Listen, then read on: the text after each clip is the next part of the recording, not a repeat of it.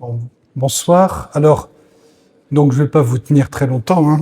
Bon, il faut quand même que je fasse attention à ce que je dis, mais je voulais simplement vous encourager à bien vivre ce carême.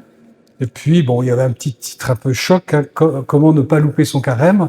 En fait, normalement, un bon carême est un carême un peu loupé. Il faut quand même être très honnête, parce qu'il faut avoir besoin, au terme de notre temps de carême, il faut avoir besoin d'être sauvé.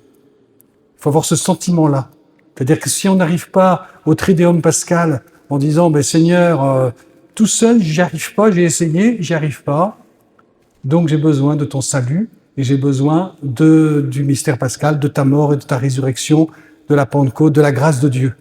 Vous savez que pour la foi chrétienne, la foi catholique, la foi chrétienne, grâce à saint Augustin, que notre pape actuel aime beaucoup, et on en entendra beaucoup parler dans les années qui viennent, je pense, de saint Augustin, eh bien, grâce à saint Augustin qui a fait une expérience très très forte de la miséricorde de Dieu et de la grâce de Dieu dans sa vie, grâce à lui, grâce à son influence, eh bien, le Saint-Esprit a pu dire à l'Église tout entière, sans la grâce, vous ne pouvez rien faire, c'est la grâce qui est l'acteur principal de votre conversion. C'est la grâce qui fait tout. Et c'est dans cette attitude de carême qu'il nous faut vivre.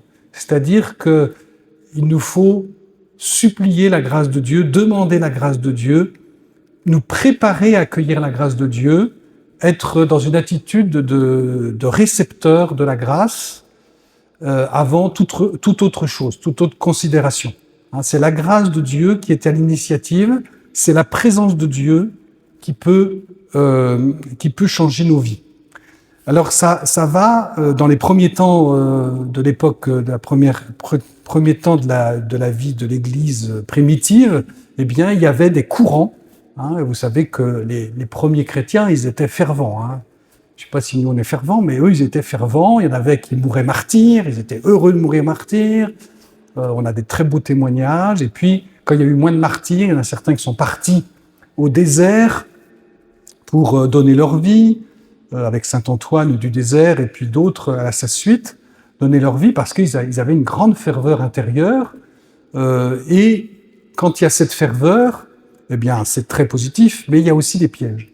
Et un des pièges, c'est un prêtre qui s'appelait Pélage, qui est tombé dedans. C'est qu'il a cru que, puisqu'on était des croyants, des vrais, péchus et tout, eh bien, qu'on pouvait par nous-mêmes réussir à faire, à devenir parfait, à devenir des saints, qu'on pouvait par nous-mêmes y arriver et qu'il suffisait d'un peu de bonne volonté. Et donc, ce pélagianisme, donc, comme je vous le disais à l'instant, il va être dénoncé, et saint Augustin va y contribuer, va être dénoncé pour dire non. Pélage a tort, il sera condamné, condamné d'un point de vue ecclésial, pour dire non, par ta propre force, par tes propres forces du poignet, tu ne peux pas y arriver. Après, dans l'histoire de l'Église, donc les choses se sont poursuivies, et puis est arrivée une étape, alors surtout l'étape pressante, je pense, il me semble, un peu à l'opposé. On est tombé dans une sorte d'excès inverse, c'est une sorte de laxisme spirituel, c'est-à-dire en fait, on ira tous au paradis, même moi. Voilà. Un peu cette sorte d'ambiance où finalement il n'y avait plus rien à faire pour sa conversion. Le bon Dieu, il est tellement bon qu'il va nous emmener au paradis. Vous savez combien j'aime la petite Thérèse, mais Thérèse, elle ne dit pas ça. Elle dit que personne ne dise qu'on ne peut pas faire des efforts, qu'il fasse un grand effort et il ira de victoire en victoire. La grâce de Dieu ne lui manquera pas. C'est-à-dire qu'il y a un équilibre à trouver entre le pélagianisme, où on voudrait tout obtenir par nos propres forces, et puis un laxisme, une sorte de laisser-aller spirituel, un quiétisme spirituel, où on dirait finalement Dieu, il est bon, donc finalement, il n'y a rien à faire, tout va bien. Et donc c'est dans cet équilibre-là qu'il nous faut nous situer pendant le carême, pour pouvoir vraiment faire un bon carême. C'est-à-dire, on va tout faire. Alors, la petite Thérèse, elle dit cela. Elle dit, il faut aimer comme un enfant. et lutter comme un guerrier vaillant. Quand on fait ça, ça va. Aimer Dieu, on pourrait dire d'une autre manière, tout attendre de Dieu, comme un enfant qui attend tout de ses parents, parce que sans ses parents, il meurt. Et puis, lutter comme un guerrier vaillant, c'est-à-dire vraiment faire tout ce qui est dans mon possible, dans mes possibilités, pour pouvoir travailler à devenir un meilleur chrétien. Et ça va être... cette persévérance va être très importante aux yeux de Dieu, cette persévérance, mais il ne s'agit pas non plus de vouloir viser trop haut. C'est là que l'équilibre n'est pas toujours facile à trouver, et parfois on peut se tromper un petit peu. Donc voilà, ce qui est important, c'est de bien tenir cet équilibre. La grâce de Dieu, c'est elle qui nous sauve. La grâce de Dieu, c'est elle qui nous sanctifie. La grâce de Dieu, c'est elle qui nous convertit. La grâce, on pourrait dire l'Esprit Saint. Et puis, en même temps, il nous faut faire des efforts, mais pas comme Pélage, qui va croire que par la force de ses poignets, il va tout obtenir. Parce que c'est aussi un danger. Par exemple, on fait des grands efforts de carême, ou à un autre moment d'ailleurs aussi. On fait des grands efforts, mais simplement en disant, comme je fais des efforts, Dieu va m'exaucer. Non, il n'est pas obligé. C'est là qu'on va faire des efforts, mais tout en laissant la liberté au Seigneur d'intervenir, d'agir dans notre vie comme il l'entend, mais avec la certitude que la grâce de Dieu peut tout. Et même ce que nous ne pouvons pas, il peut le faire. Donc voilà. Et je voulais simplement aussi dire un autre point important, parce qu'aujourd'hui, vous savez que aujourd'hui, le Ramadan commence en même temps que nous. Pas de notre faute, c'est pas de leur faute non plus. Mais ça commence en même temps, et souvent, le Ramadan est mis en parallèle avec le carême chrétien. Or, ce n'est pas la même chose. Ce n'est pas la même démarche. Nous ne faisons pas un Ramadan chrétien. Déjà, quand on jeûne, on ne mange pas après le coucher du soleil. Ce soir, normalement, on ne mange pas avant de se coucher. Voilà, quand on jeûne, on jeûne. Et puis surtout, c'est que le but, c'est pas d'accomplir un certain nombre de règles. Il y a quelques petites règles que l'Église donne, mais très peu. Le jeûne le vendredi saint et le mercredi des cendres, la pénitence, qui nous est demandée aussi, avec l'abstinence de viande, enfin voilà. Mais peu de choses au final, surtout que c'est très souple en plus, c'est pas quelque chose qui est un absolu. Nous avons à vivre dans un véritable état d'esprit chrétien, c'est-à-dire que chacun doit découvrir, doit vivre le carême qui lui convient le mieux. Donc c'est à chacun de voir, et le but c'est pas, encore une fois, de faire des exploits. Si certains peuvent faire des exploits, mais tant mieux.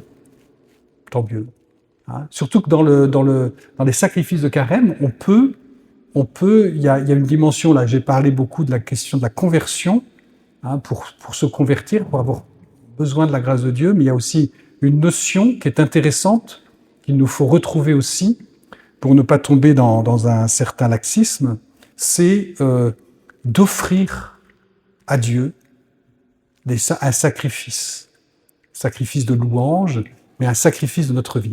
L'offrande de notre vie, c'est l'objectif même de notre baptême. Le saint, c'est celui qui se donne tout à Dieu. Et pour cela, ça passe par plein de petites offrandes de la vie quotidienne.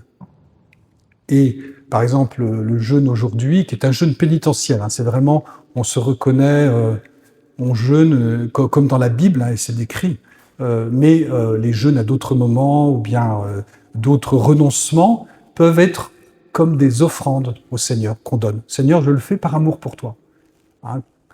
Ceux qui sont mariés, tout ça, quand ils étaient très amoureux. Encore maintenant, ils sont prêts à faire des sacrifices pour leur fiancé et époux. Parce que l'amour, mais c'est la même chose pour nous chrétiens vis-à-vis de Dieu.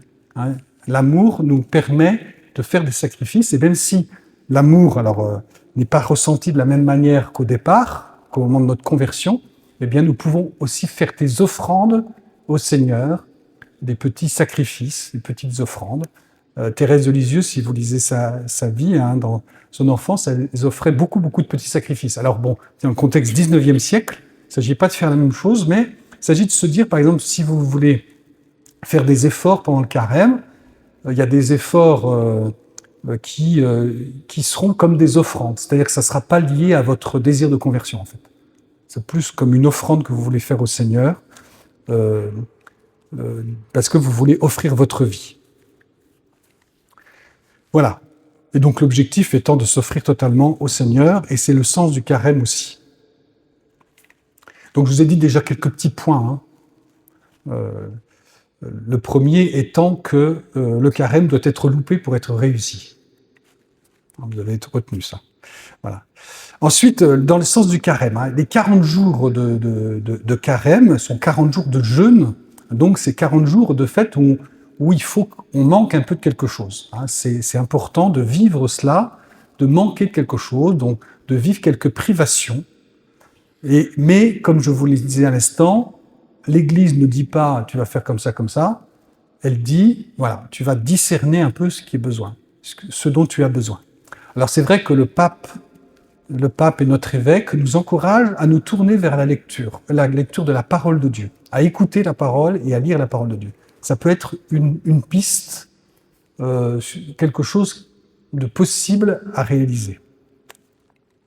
Mais après, on peut aussi vivre d'autres efforts de carême, et ceci en fonction de là où nous en sommes.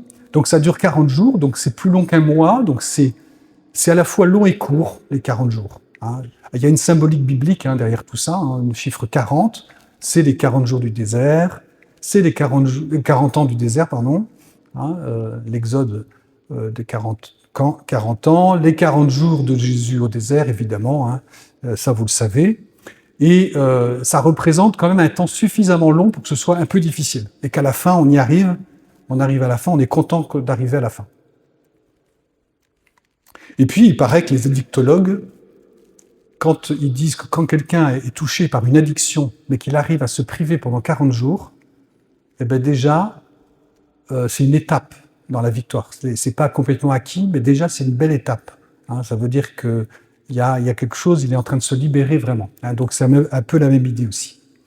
Hein, vous savez aussi que le carême est lié au catéchuménat. Hein, donc, on accompagne les catéchumènes vers le baptême. Hein, donc, c'est première origine du carême, c'est le catéchuménat, et que les catéchumènes vont vivre des étapes pendant ce temps du carême. L'appel décisif, donc ils sont 9 sur la paroisse, je vous donne les noms: Samuel, Sébastien, Joyce, Gwaldis, Ludivine, Jessica, Alicia, Suzy et Mathilde. Il y en a parmi nous, non? Des catéchumènes, voilà. Ah bah oui. Voilà. Donc voilà, donc on va les accompagner. Alors, notre manière d'accompagner les catéchumènes, c'est pas de dire « on vous regarde, tenez bon jusqu'au baptême, on vous soutient, on vous regarde passer ». Non, ça va être courir avec eux. Parce que nous, en faisant cela, on va être renouvelés nous-mêmes dans la grâce de notre propre baptême. Donc on accompagne des catéchumènes au jour le jour, dans leur cheminement, et en particulier dans les différentes étapes qu'ils vont vivre. Donc il va y avoir 3 scrutins, hein, donc qui sont des prières qui scrutent le fond de l'âme pour extirper le mal. Hein, c'est des prières un peu d'exorcisme, on peut dire. Et ça, quand on fait ces prières, c'est le dimanche, hein, 3, 4 et 5e dimanche. Quand on fait ces prières, il faut toujours se dire qu'on prie pour eux, mais on demande en même temps que Dieu intervienne chez nous, dans ma maison, dans mon cœur. Et c'est comme cela qu'on accompagne les catéchumènes. Et puis ensuite, ils vont faire... alors, il y a la tradition du credo, hein, tradition reditio. Hein, donc, on va leur confier le credo, qu'ils vont apprendre pour leur redonner au moment de leur baptême. Puis aussi la tradition du Notre Père. C'est les 2 grandes prières que l'Église confie aux catéchumènes en fin de parcours. Hein, donc voilà, le Notre Père, donc il faut se réapproprier le Notre Père pour nous-mêmes dans sa profondeur. Hein, c'est la seule prière que Jésus nous a enseignée. Et puis le credo, hein, qui est le résumé même de notre foi, évidemment. Et puis aussi, il y a aussi, ils vont aussi vivre d'autres rites, hein, le rite de l'Ephata, hein, le rite de l'imposition d'un nom de baptême, hein, s'ils en choisissent un nouveau, hein, et puis aussi le rite de l'onction d'huile des catéchumènes, hein, qui va être aussi des rites. Il y a une grâce qui est spéciale, qui accompagne, et nous sommes invités aussi à en profiter. Voilà, ça c'est le premier point, jusqu'au jour de la résurrection du Seigneur et du baptême des nouveaux des catéchumènes. Et là, nous serons invités, nous aussi, à renouveler la grâce de notre baptême. Dans la liturgie, ça se suit. On fait les deux l'un après l'autre. Voilà, donc ça, c'est le premier aspect du carême, c'est vraiment être renouvelé dans sa grâce baptismale à travers toutes ces démarches qu'on va faire pendant ce carême. Et le deuxième aspect, c'est l'aspect où j'ai plus parlé pendant l'homélie, c'est l'aspect pénitentiel. Hein, c'est vraiment, on se reconnaît orgueilleux, loin de Dieu, pécheur. Et même si on ne le voit pas, on sait que c'est une réalité qui s'installe dans nos vies, mais on s'habitue. Hein, c'est comme quand Jésus guérit les aveugles, tant que l'aveugle n'a pas vu, il ne peut pas savoir comment est le monde. Et en fait, nous, on est tous plus ou moins aveugles, et tant que le Seigneur ne nous donne pas la lumière, eh bien, on ne voit pas la réalité de Dieu et la beauté de Dieu. Hein, mais c'est par l'intervention de Jésus qu'on peut découvrir vraiment l'amour infini du Seigneur. Donc, il nous faut faire ce temps de pénitence pour retourner vers le Seigneur vraiment. Et puis ça se vit en Église. Hein, c'est un moment que l'on vit en Église, et c'est ce qui est très fort dans le carême, c'est que c'est l'Église tout entière qui prie et qui supplie Dieu pour notre propre conversion. Le pape Léon XIV, dans son message pour le carême, insiste aussi sur cette dimension communautaire du temps du carême. Voilà. Alors, concrètement, alors oui, aussi, le carême, il faut savoir que dans la liturgie, il y a 7 sacrements, mais en fait, que toute la liturgie de l'Église a une force sacramentelle. Ça veut dire qu'elle donne la grâce de Dieu au fur et à mesure qu'elle se déroule. Par exemple, l'imposition des cendres nous aide de vraiment nous reconnaître pécheurs, nous reconnaître loin de Dieu. Voilà. Donc il y a une efficacité de la grâce qui est valable, qui s'étale sur l'ensemble des rites du carême. Hein, c'est pour ça qu'il faut vivre le carême aussi avec beaucoup de foi, en croyant vraiment que le Seigneur va intervenir et intervient même à notre insu. Voilà. Alors, maintenant, je vais vous distribuer une petite feuille. Alors, je pense que vous avez pris toutes vos résolutions de carême, mais pour vous aider, je vous propose une liste. On fait parfois des listes pour d'autres trucs. Là, pour vous aider à trouver des idées, des petits efforts de carême qui vont vous permettre de vous maintenir en état en attitude de gens qui font le carême. Hein. Souvent, ce qui est reproché aux chrétiens, c'est qu'ils commencent le carême le mercredi des cendres. Pour un certain nombre d'entre vous, en cendres, mais 3 jours après, ils ne se souviennent plus qu'ils sont en carême. Ils vont faire bombance. Ah ben oui, mais c'était prévu depuis longtemps. Oui, mais alors là, on avait...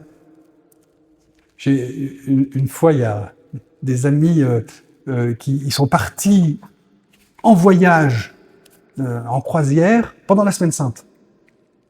Pas de bol. Hein, mais voilà, et ça, c'est vrai que c'est un peu dommage que les catholiques, que les chrétiens soient comme ça. C'est-à-dire qu'ils font carême sans le faire, en fait. Ils ne font pas vraiment carême. Bon, voilà. Et aujourd'hui, il nous faut redécouvrir la grâce du carême. C'est pour ça qu'en faisant quelques petits choix de sacrifices bien ciblés, ça va nous maintenir en attitude de carême et ça sera bon. Non pas parce que on est pélagien et qu'on se dit qu'en le faisant, on va devenir fort et on va devenir des saints par la force des poignets. Non, pas du tout. Mais simplement parce qu'on veut être de bons chrétiens et ouvrir notre vie à la grâce de Dieu. Donc, voilà, vous pouvez...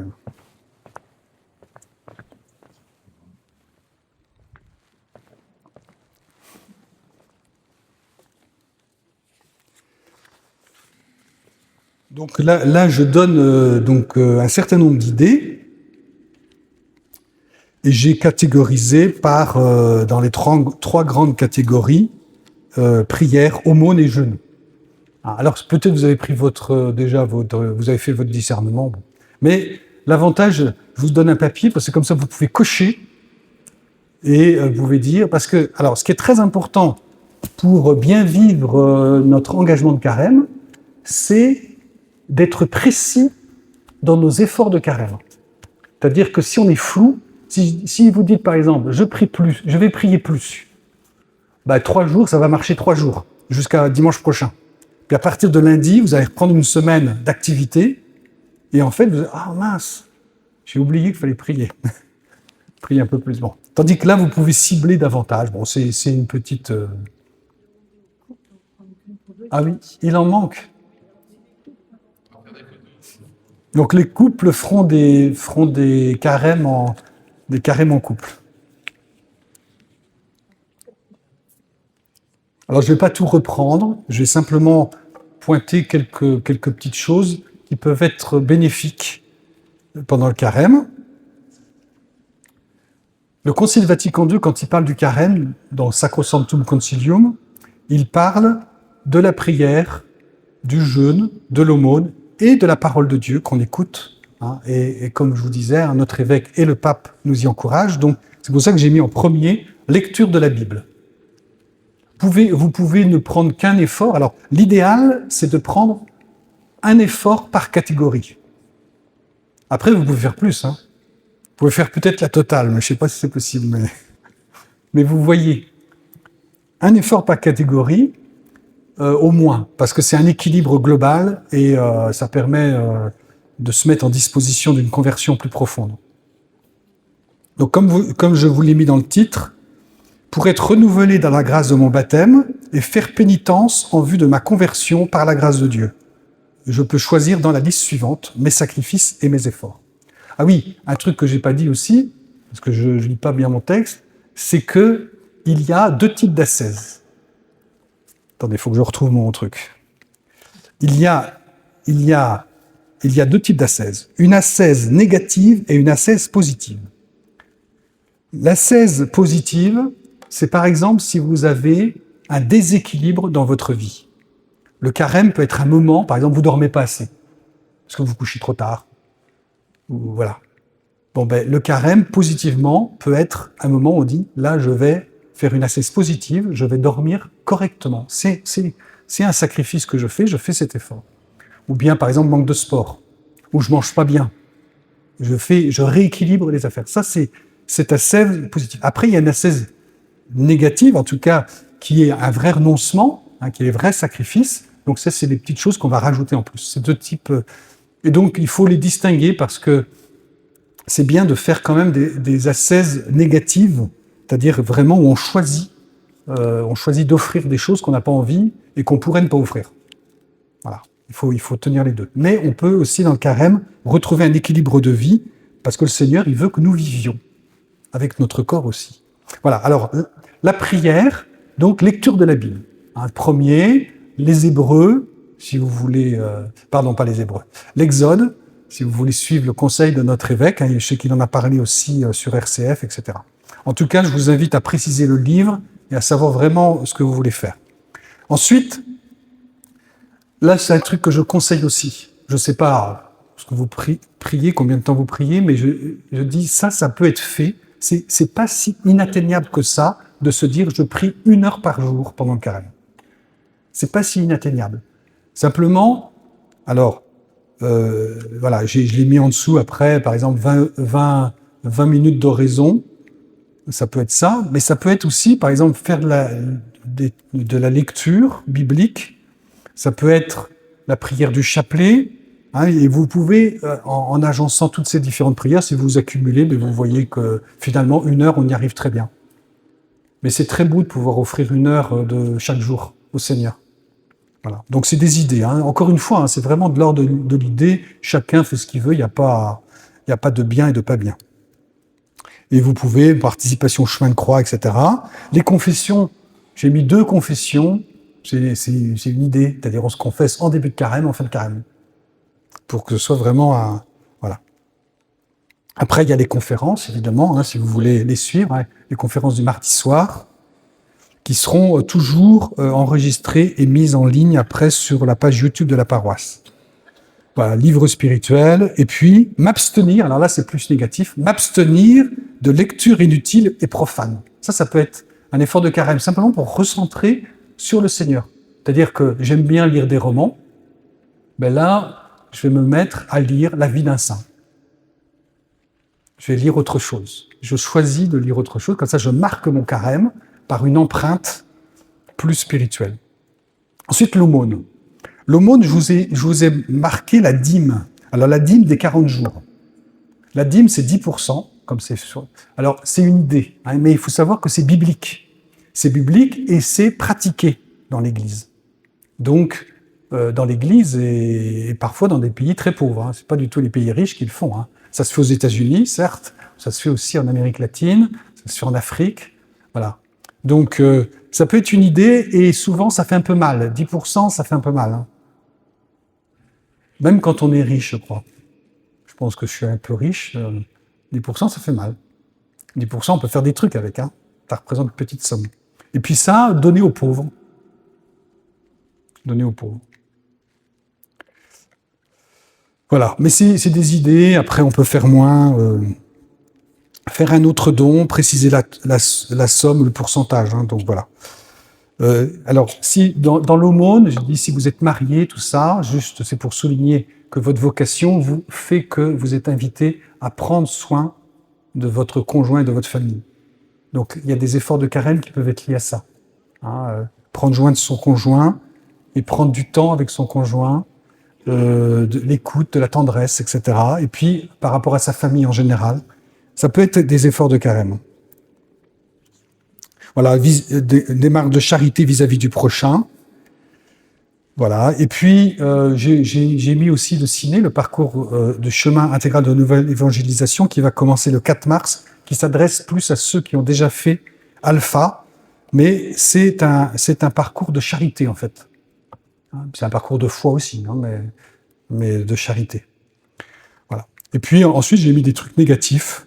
Ne pas critiquer, ne pas se plaindre. Alors, quand on fait ça, quand on prend ces engagements-là, ce qui est très bien, hein, si vous critiquez beaucoup, il faut les prendre, ces engagements. Par contre, il faut faire tous les soirs petit examen de conscience. Prendre le temps dans la prière du soir, dire « Qu'est-ce que j'ai fait aujourd'hui ?»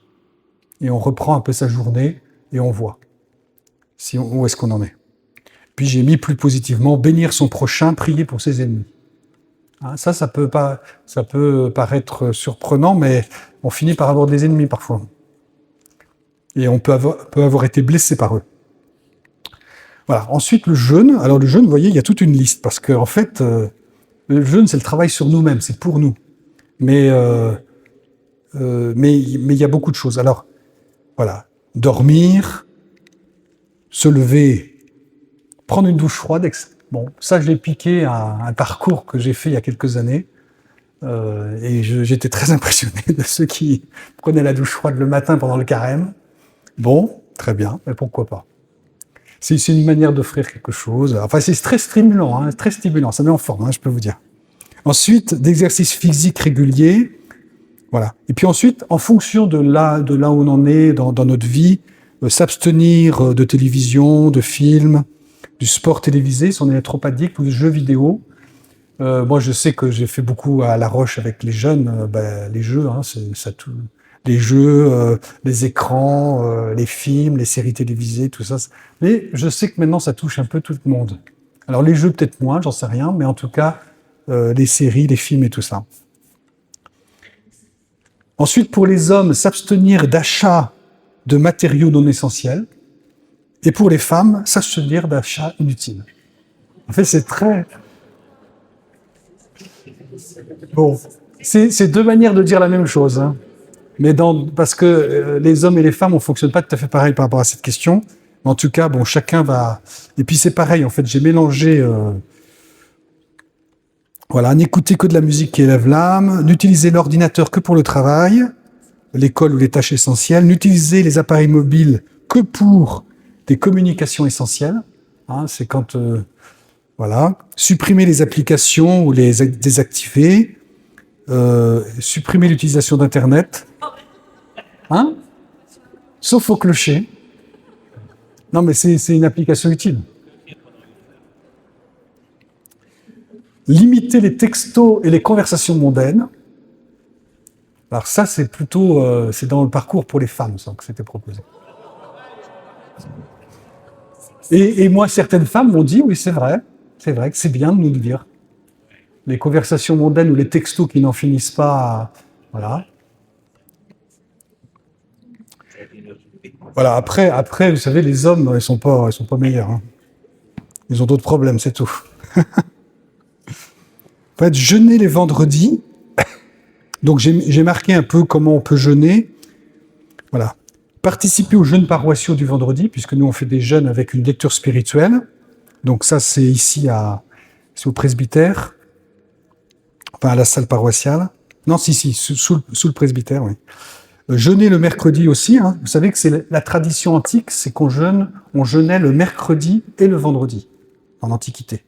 Hein, c'est quelque chose, maintenant, dans l'Église latine, on ne jeûne que le vendredi, mais le mercredi reste un peu pénitentiel. Et on peut jeûner, mais on peut jeûner soit de la même manière, soit différemment du vendredi. Alors, le mercredi, on jeûne en souvenir de la trahison de Judas. C'est ça. Et donc, ça rejoint nos propres trahisons, nous. Voilà. Et le vendredi, on jeûne en souvenir de la passion du Seigneur. C'est marqué, c'est 12h30. Ensuite, s'abstenir de l'alcool, s'abstenir de desserts et de sucreries, s'abstenir de manger entre les repas, s'abstenir de boissons gazeuses ou sucrées, essayer de ne pas effectuer plusieurs tâches à la fois. Ça, c'est très féminin. Très féminin. Voilà, parce qu'en fait, donc, dans les idées qui vous sont données, hein, donc chacun voit ce qui lui semble le plus nécessaire. Mais dans les idées qui vous sont données, j'ai fusionné 2 parcours que j'ai fait plusieurs fois. C'est le parcours Exodus et le parcours Magnify. Exodus, c'est pour les hommes et Magnify pour les femmes. Et là, dans la liste que je vous ai fait, j'en ai enlevé j'ai enlevé quelques trucs, mais sinon j'ai fusionné les 2. C'est pour ça que je me souvenais que c'était pour les femmes, pour les hommes. Je pourrais vous en dire d'autres d'ailleurs, mais j'arrête. Mais voilà, je fusionne deux approches, hein. Donc, mais qui sont bénéfiques, hein, parce que qu'ont été conçus les hommes pour les hommes et les femmes pour les femmes, hein. C'est les femmes qui ont conçu celui des femmes, hein. C'est pas voilà. En tout cas, c'est des idées. Vous en faites ce que vous voulez. Mais ça, au moins, comme ça, on n'est pas à court d'idées pour le carême. Et puis, j'ai précisé, un nota bene, le dimanche n'est pas un jour de jeûne. C'est pas compté dans les 40 jours de carême. Donc, le dimanche, on lève le pied. Et je vous dis, sauf quand on a certaines dépendances ou addictions. Par exemple, si on est très dépendant de l'alcool, des écrans, tout ça, en fait, il faut pas arrêter de faire la 16, hein, parce que sinon on va perdre tous les acquis, hein. Mais par contre, pour les autres efforts, voilà, si par exemple vous avez prévu de ne pas manger de dessert et que vous n'avez pas de problème par rapport à ça, ben vous pouvez manger des desserts le dimanche parce que c'est le jour du Seigneur, y compris pendant le carême, le jour de la résurrection. Voilà. Donc, je vous ai fait sous-liste, je vous ai quand même fait une introduction pour bien vous dire que c'est la grâce de Dieu, hein, qui compte, hein, mais en même temps que l'effort est important. Mais on ne fait pas l'effort pour être des forts. On fait l'effort pour se sentir peut-être un peu plus faible, sans voir qu'on n'y arrive pas ou on y arrive mal, ou bien pour que la grâce de Dieu puisse agir en nous et nous purifier davantage, et nous purifier de notre péché et de nos déviances. Je vous invite à terminer par la prière que j'ai déjà fait à l'homélie, mais qui est sur vos feuilles aussi, et qu'on va pouvoir prier tous ensemble.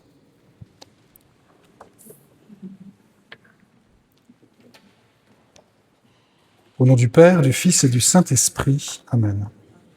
Seigneur et Maître de ma vie, ne m'abandonne pas à l'esprit de paresse, de découragement, de domination et de vain bavardage. Mais fais-moi la grâce, à moi, ton serviteur, de l'esprit de chasteté, d'humilité, de patience et de charité. Oui, Seigneur roi, accorde-moi de voir mes fautes et de ne pas condamner mon frère, ô toi qui es béni dans les siècles. Amen. Voilà, et je vous souhaite donc un très saint carême. On se retrouve à Pâques. Enfin, on se retrouve avant, mais rendez-vous à Pâques.